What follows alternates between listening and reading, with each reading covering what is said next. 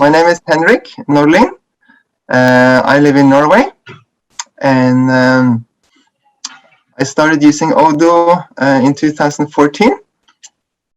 In 2015, I attended another conference, not related to Odoo, but I got to know about software vendor who is serving all their clients in one database.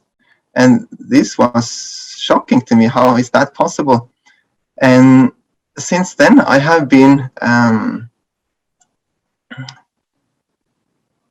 testing with Odoo to see how it can be done there. I have understood also there are many software companies who have one database for all their clients. And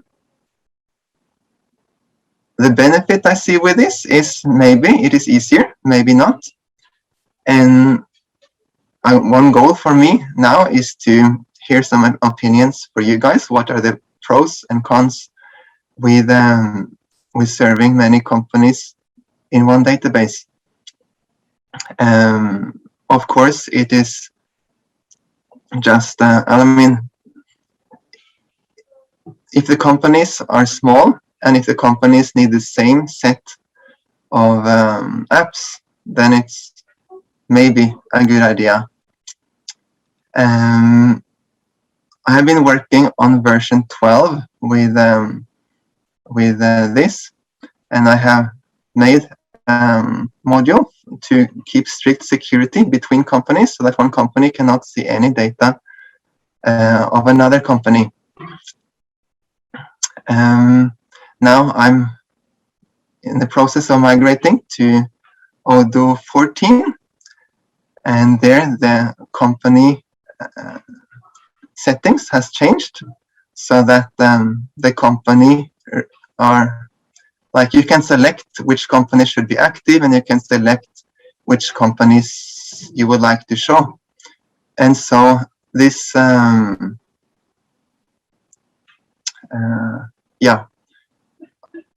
my conclusion is then that in order to apply strict security between companies, then the user model needs a company-dependent partner ID, and that makes it a whole lot more complex. I have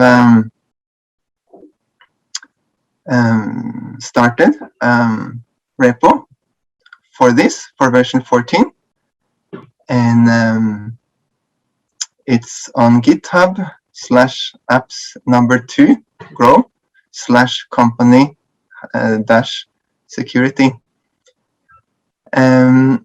Now I'm developing on Linux, and I would have to install it on Windows in order to give a demo now. And I just didn't make it in time, so I don't have so much to show. What I can show is the I'll explain what the module will do. When installing base company security, then it will together with a patch make it work in the base module, so that you can log in with your user, then you can create a new company, and then the user will have access to both companies. And when the user creates a new user, the new user will only have access to the company it's created in, and everything will be done just within that company. And I've done that with security rules, so that on every model there is a security rule which limits to the user, so the user can only see the data for the company. And on some models the user can also see the system. Like company number 1 I have called system, and that company is only accessible by administrator. the global administrator, and none other companies have access to C system except for some models. And yes, maybe I can show them. Let's see, just a moment. I will show you the code for it.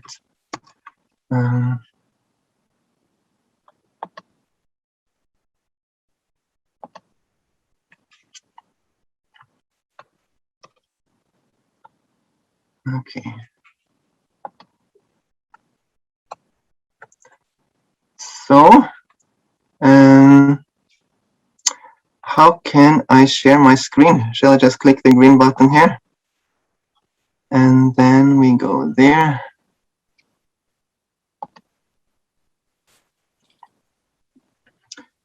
Yes, so yeah, first I can show what I have written here. These modules implement strict security between companies in a database.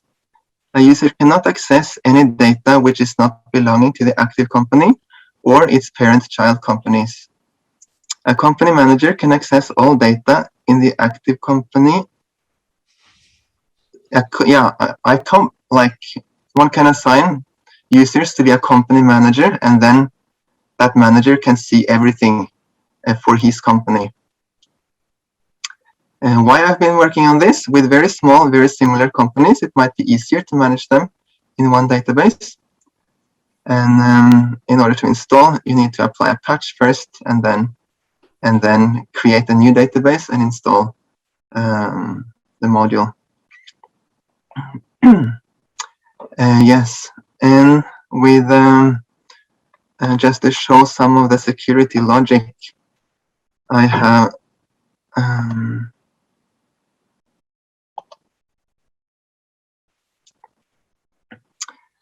and some models are public.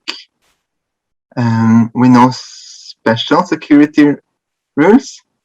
Some are system company models. Then the user can see read system records, which has company ID 1, in addition to the records of his company. Now, in this implementation, every record has a company ID. The company ID field is set on every model, and it is always filled. It is never empty. And system models is for users to read but not change. And then with no access model, the users cannot read or do anything there. And then the security rules are here, like specifying how to build the security domain for each security rule. So these are global rules that restricts everyone. And then inside the global restrictions, the company manager can see everything for his company, or his parent company and his child companies. Yes.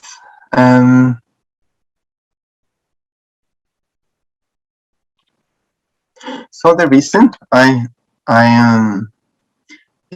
let me tell a little bit more about myself. I have been working with Odoo on my own. I don't have a team. I'm working together with Sunflower IT in the so they help me with the server stuff and hosting. But otherwise, I have been quite much on my own, and maybe the reason I have tried to do all in one database is because I find it complicated to have many databases. I mean, 10 databases could work, but if it would be 1,000 or 10,000, that would require more. Of course, having a big database also has its own challenges.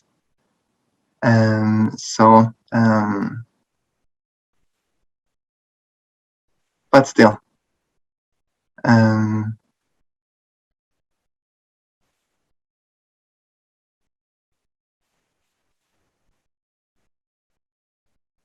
yeah, so I would like to hear from you. What do you think? Do you think this is something that is useful, or is it easier to just make lots of tiny databases?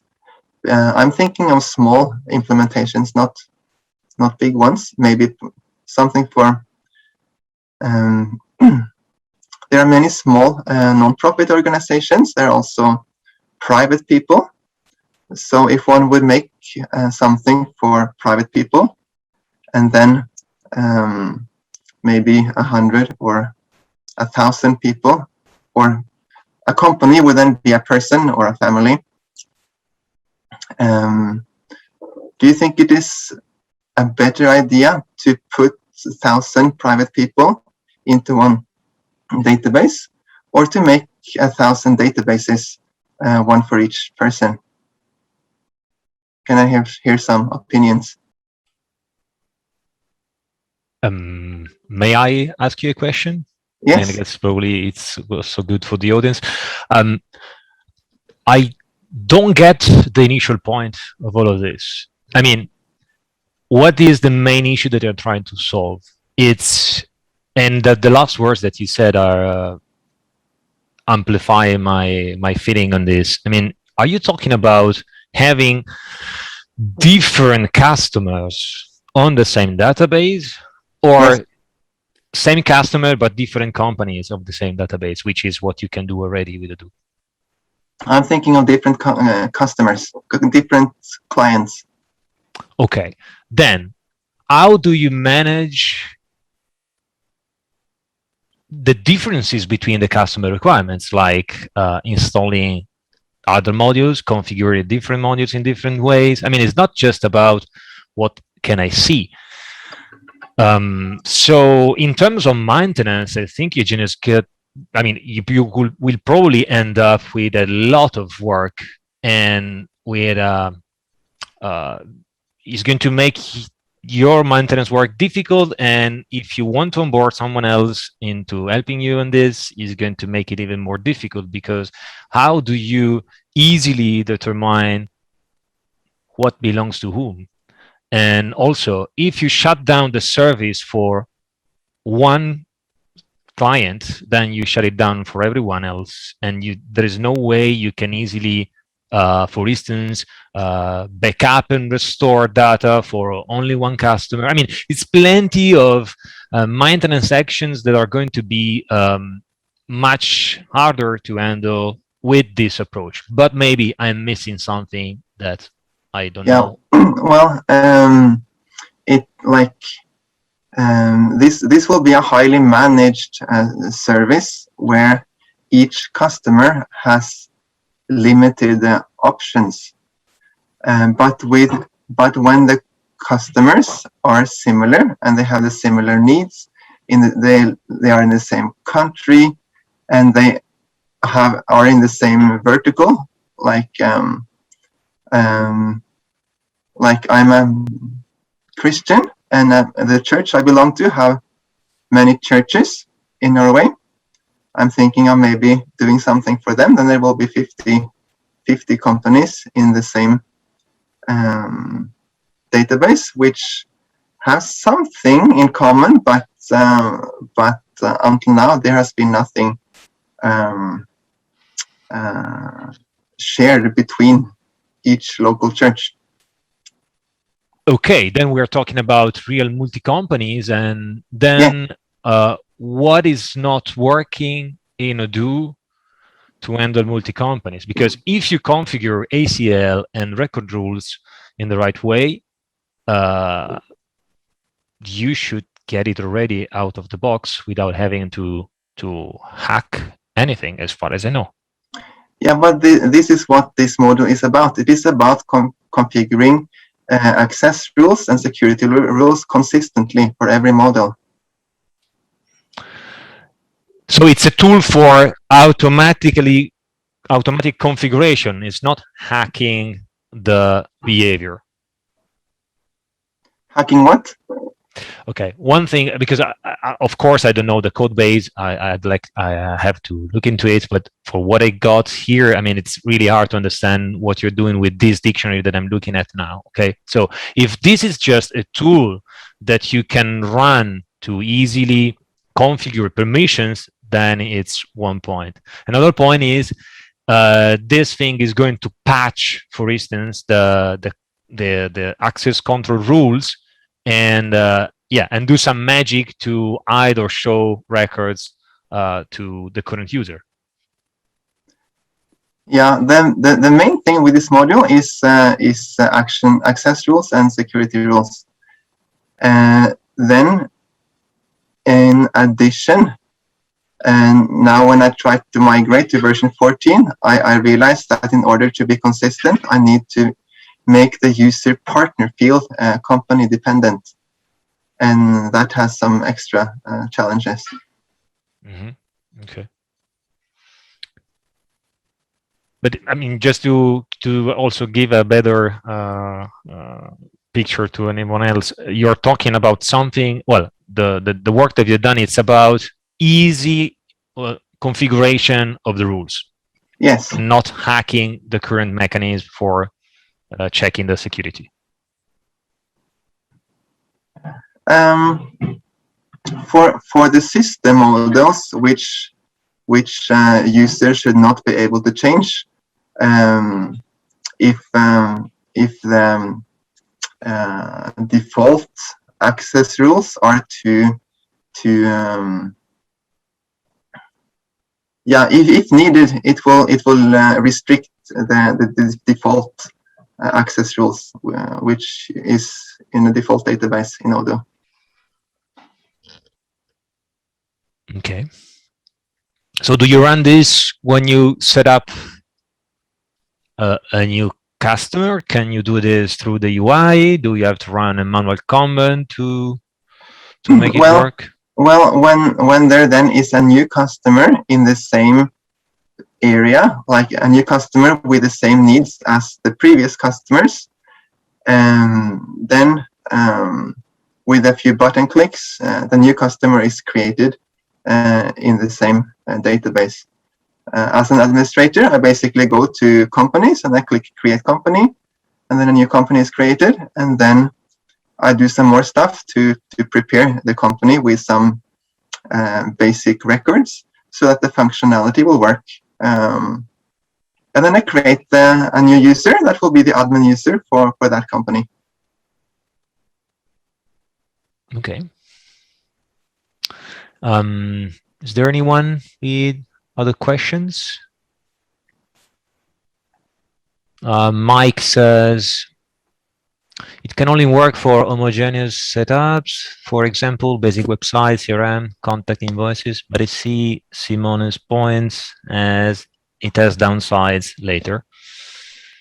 Yeah, probably this is what we said at the beginning, that it's for a simple customer setup. Still, I think you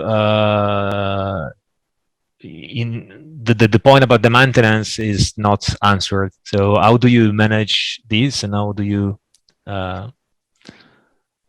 try to make your life easier in terms of maintenance?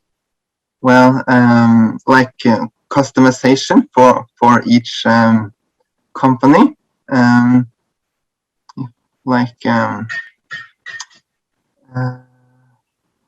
so here are some models where the user can read the system records, but it can also create company-specific records. So there can be company-specific actions, company-specific menu items, company-specific views, etc.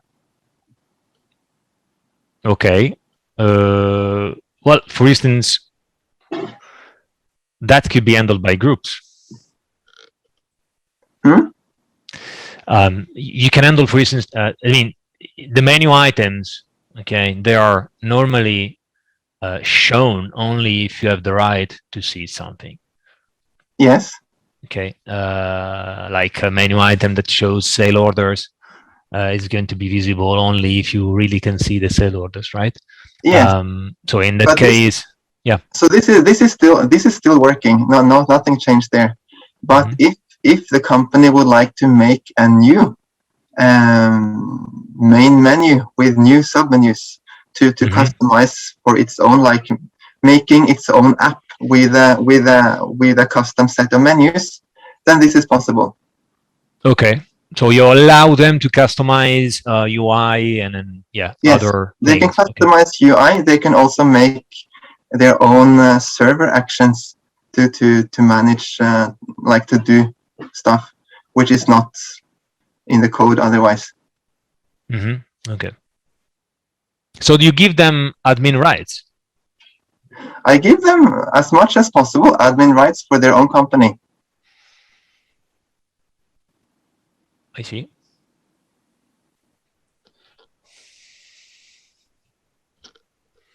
Is there any other question? Maybe let me check also other channels for the questions. We have too many channels for asking questions.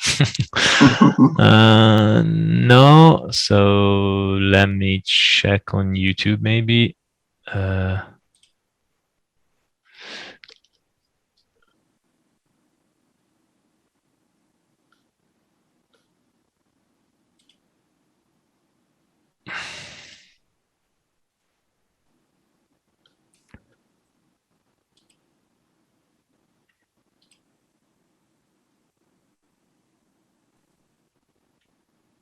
No, I don't see anything. Can you hear me? Yes. Yeah, Mike.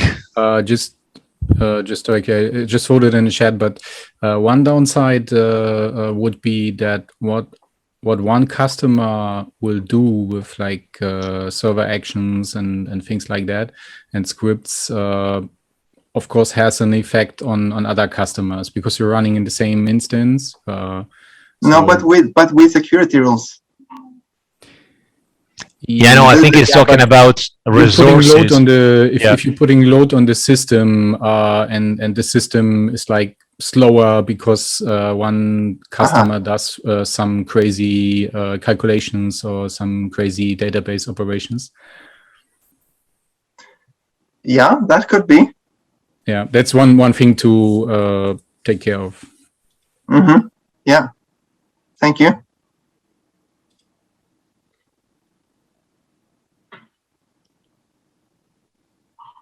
And also probably something else like if you provide, I don't know, controllers, endpoints, and stuff like that, they will be available for, well, potentially for every company. And of course, in that case, depends on how you code the controllers. So yeah, I mean, all in all, it's just about not having a separation and isolation between customer data and customer functionalities. So I guess this is only about resources and being able to easily customize the UI and certain behaviors through the UI and allow customers to do so. Right? Yeah. Okay. I don't see any more question. Then I have a question. Yep.